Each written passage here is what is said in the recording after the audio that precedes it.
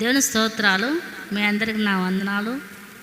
నాకు గత 3 సంవత్సరాల నుంచి నాకు పక్షవాతం వచ్చింది. కాలు, చెయ్యి, నోరు పడిపోయింది. కానీ ఇప్పుడు 4వ సంవత్సరం పడిన